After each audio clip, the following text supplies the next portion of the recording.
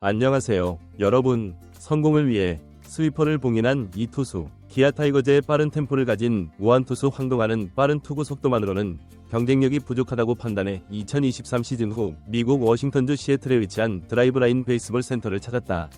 그는 지난해 2월 호주 캔버라 스프링 캠프에서 드라이브라인에서 스위퍼를 배웠다고 밝혔다. 그러나 황동아는 2024 시즌에서 스위퍼를 거의 활용하지 않았다. 아직 완성도가 부족하다고 생각했기 때문이다. 그는 지난 시즌 중 스위퍼가 잘 맞지 않는다고 말한 적이 있었다. 대신 포심 패스트볼 비중을 조금 줄이고 슬라이더와 포크볼 사용 비율을 높였다. 야구 통계 사이트 스테이츠에 따르면 황동아의 2024 시즌 포심 평균 속도는 시속 141.7km였다. 2023 시즌 시속 141.9km보다 약간 하락한 수치다.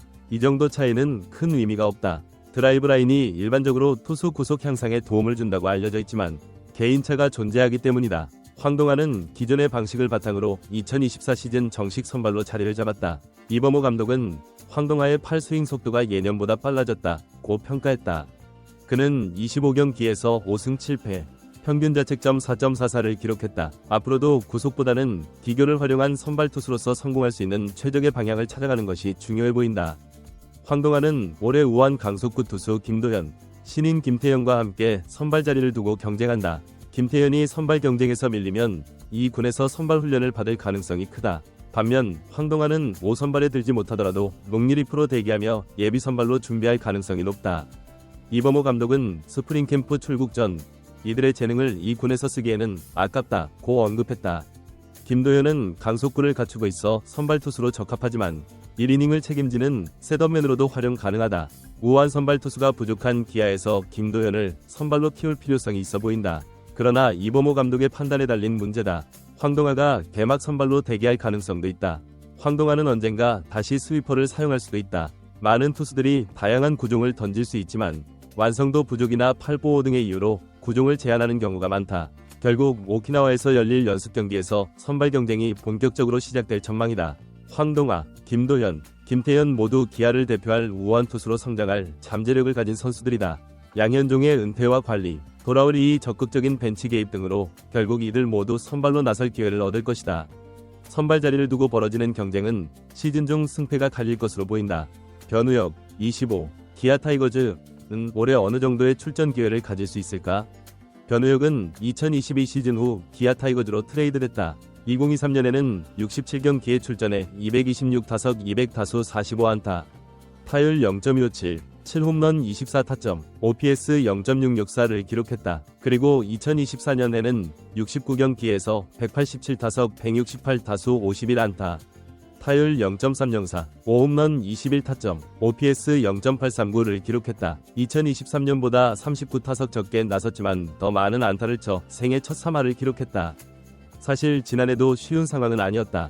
3루에는 김도영이 있었고 1루에는 이우성이 있었다. 이우성이 잠시 외야로 이동했을 때 기회를 얻기도 했다. 특히 이우성이 여름 동안 공백을 가졌을 때 2루로 나가기도 했지만 그마저도 석현중과 출전 시간을 나누는 상황이었다. 올해는 아마도 기회가 더 제한될 수 있다. 이범호 감독이 김도영의 라이벌 윤도현 32을 슈퍼 백업으로 지정하며 윤도현에게 많은 기회를 줄 가능성이 있기 때문이다. 윤도현은 내야 모든 포지션을 소화할 수 있고 타격 재능이 뛰어나 대타로 많은 출전 기회를 가질 수 있다.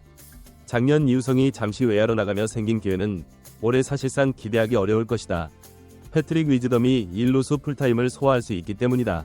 여기에 석현주는 1, 2루 대타 등 전천후 역할을 준비하고 있다. 이우성이 200타석을 소화할 수 있다면 좋겠지만 사실 작년 187타석도 고장되지 않았던 상황이었다. 결국 변우혁은 김도영과 위즈덤이 휴식을 취하거나 때때로 지명타자로 나설 경우 1루수 또는 3루수로 출전할 가능성이 크다. 다만 최영우가 지난해처럼 나이를 잊은 뛰어난 활약을 펼친다면 이마저도 쉽지 않을 것이다. 또한 이 밖에서 기회를 엿보고 있는 고종욱, 황대인 등도 간과할 수 없는 상황이다. 1군에 올라오게 되면 누구든지 2군으로 내려갈 위험이 존재한다. 이만큼 기아의 백업 경쟁은 치열하다. 뎁스가 깊고 팀의 전력이 강하다는 것을 보여준다. 다시 말해 변우혁이 이러한 어려운 경쟁을 뚫고 강한 인상을 남길 수 있다면 이는 그의 성장에 중요한 계기가 될 수 있다. 어느 팀에서든 백업이 주전으로 자리 잡는 것은 쉬운 일이 아니다. 변우혁은 자신을 믿고 노력하면 된다.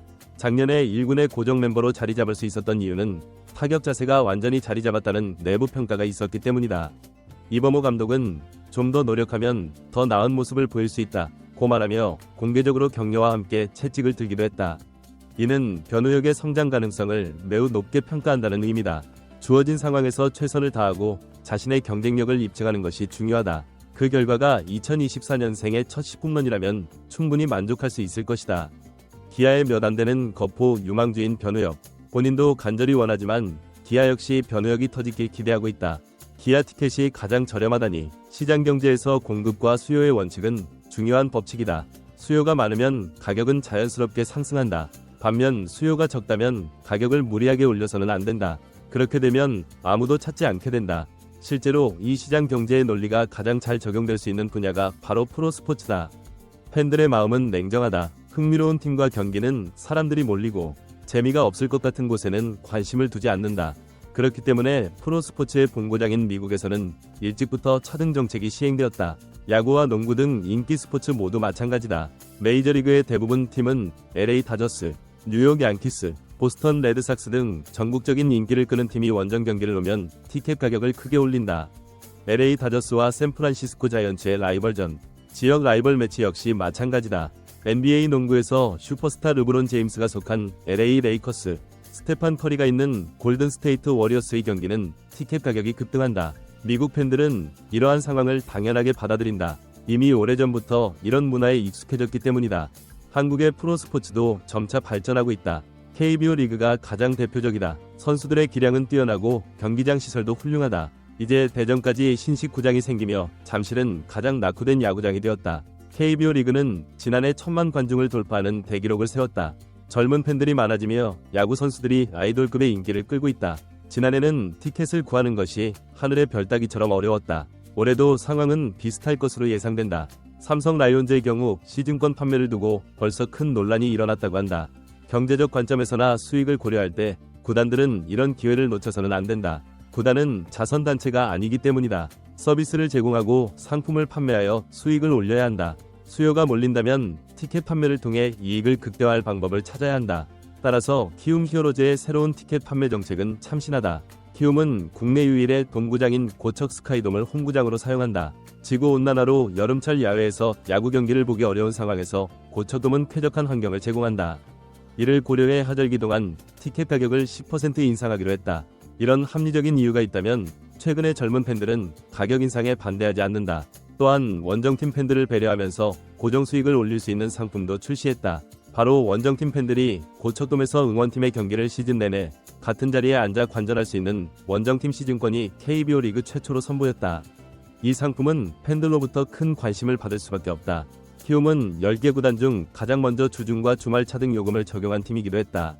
그런데 원정팀 시즌권을 보면 각 구단의 가격이 다르게 책정되어 있는 것이 눈에 띈다. 가장 저렴한 버건디석 기준으로 기아 타이거즈의 티켓은 127.400원에 구매할 수 있지만 KT 위즈의 티켓은 232.500원이 필요하다. 단순히 주중, 주말과 하절기, 비하절기를 기준으로 가격이 정해지다 보니 이렇게 책정된 것이다. KT는 하절기와 주말 경기가 많아 가격이 비싸지는 것이다. 반면 기아는 주중과 비하절기 경기가 많아 9개 구단 중 가장 저렴한 가격의 티켓을 구입할 수 있다. 그렇지만 기아는 지난 시즌 통합 챔피언이었고 KBO 리그에서 최고의 인기팀으로 자리 잡고 있다. 기아가 경기를 하러 오면 원정팀이라도 수도권 경기장에는 많은 팬들이 모인다. 만약 기아와 인기팀을 상대할 때면 요일이나 계절과 관계없이 인기팀 프리미엄을 고려해 티켓 가격을 올리는 것이 키움에게 더 유리할 것이다. 기아는 주중 경기도 경기장을 꽉 채울 수 있는 티켓 파워를 가진 팀이다. 반면 KT는 솔직히 말해 고척돔에서 다른 인기팀들에 비해 관중 동원력이 떨어진다.